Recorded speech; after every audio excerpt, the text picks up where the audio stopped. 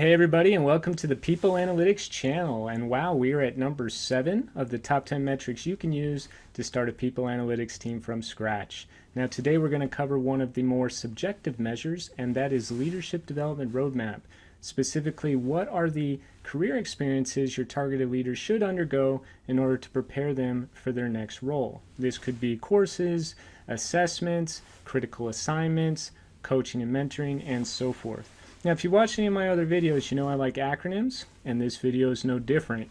So the acronym for leadership development is Avocado. So it is a superfood, as you know. In your personal life, if you want to get in better shape, live a better lifestyle, you start eating avocados. Same thing for leaders. If you want to develop leaders, you implement the Avocado Method. And as we go through the indexing process for this metric, you'll see it's pretty straightforward. But once you've done the calculation, it'll really give you an idea about what experiences are missing for your targeted leaders, and also how are they performing compared to other high potentials. So hit like and subscribe, and let's start learning. As with every video, I love to start with Albert Einstein and his quote that if you can't explain it simply, you don't understand it well enough.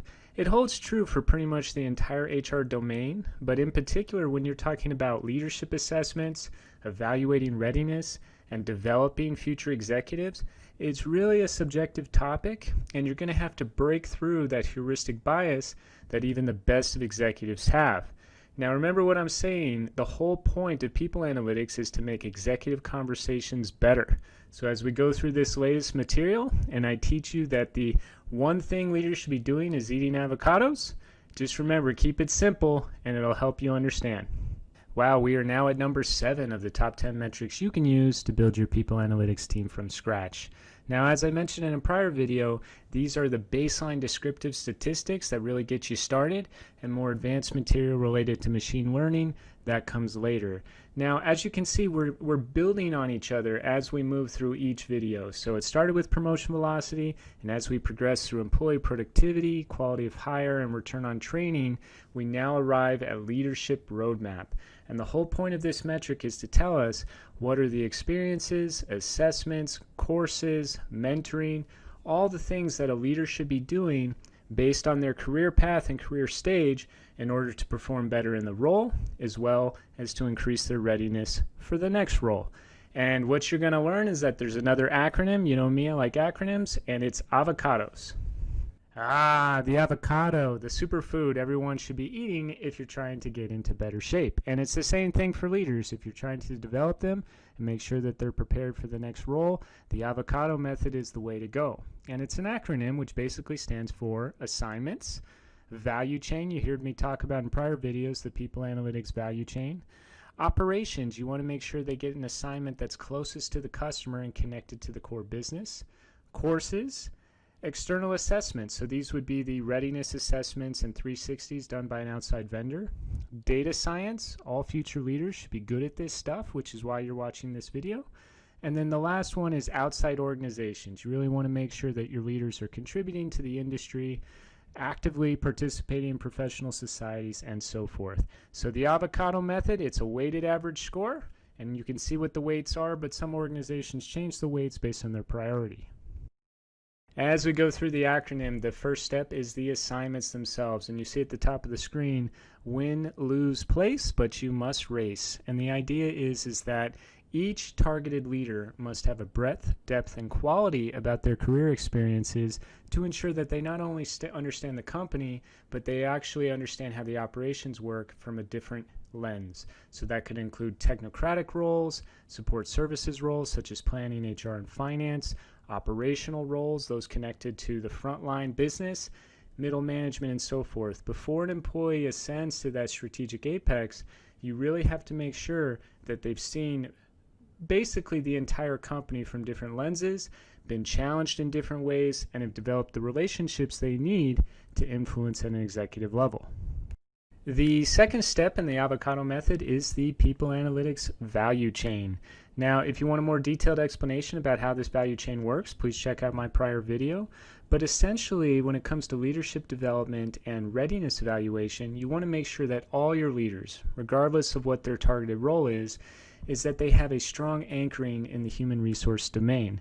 So ensuring that they've been exposed to all 8 tasks of the analytics value chain, whether it's workforce planning, diversity and inclusiveness, employee sentiment, and so forth, by making sure they have this exposure and have had to lead it in a meaningful way, you're going to ensure wherever they're placed in the organization that their strategy, thoughtfulness, and linking operational tasks to culture will always happen.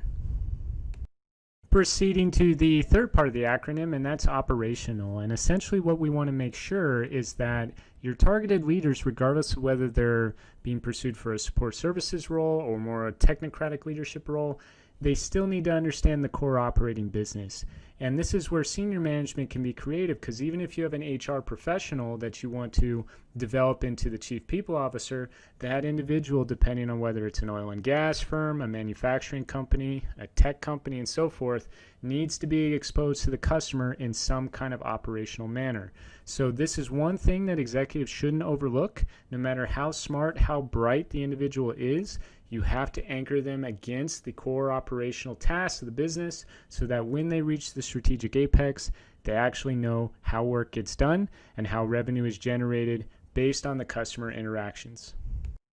And proceeding to the courses section of the Avocado Method, the one thing I want to emphasize here is a lot of companies seem to think that you can train someone to be a leader by sending them to a course, and that's just simply not the case. Typically, learning content, in-class curriculum, or e-learning delivery should be focused on technical skills, or it should be focused on domain-specific knowledge that will help that leader be more influential when solving project challenges impacting his or her particular role. The behavioral piece really should be handled either through assessments, coaching, or actual assignments, and calibrating using those 3 methods. Moving to the assessment section, and essentially anyone who's worked for a large company probably has experience with this. Organizations, they'll contract with an external vendor to conduct assessments looking at the readiness of future leaders, and they use a variety of tools, whether it's the Ravens matrices, 360 feedback, time to change, and so forth.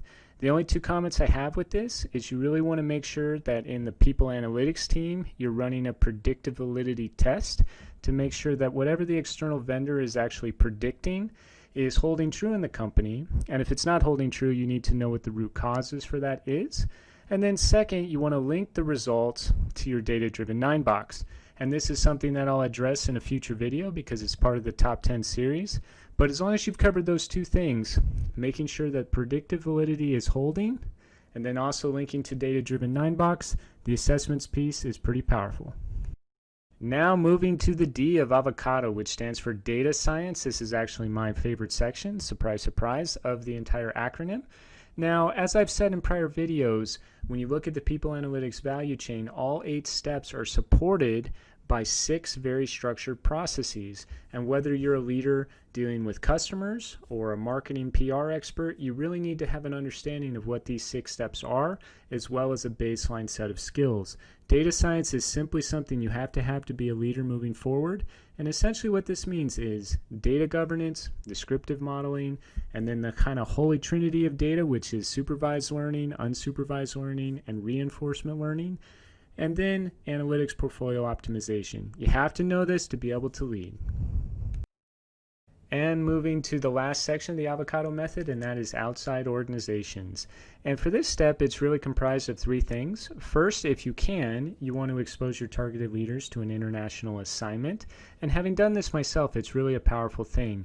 Working in another country, dealing with the cultural challenges, and learning how to adapt best practices to meet the unique business and cultural challenges of a company, that is something that's invaluable that you'll only get on an international assignment. Second is you really want to make sure that your employees are actively participating in their industry. This includes professional societies, Google Scholar, as well as podcasts, committees, and so forth. You want them to vibrantly be connecting with their peers and colleagues and contributing to the industry. And then lastly, you want to make sure that the assignment itself is a minimum of 2 years. If a company keeps cycling employees through, they really don't understand what they've done, and they can't really have the time to learn. Okay, remember this slide? I bet you it makes a lot more sense now after going through each of the components. And essentially, if you want to roll this out in your organization, it's fairly straightforward. First step is you just have to make sure your executives agree on the weights for each element. And only you're going to know that based on the culture of your business.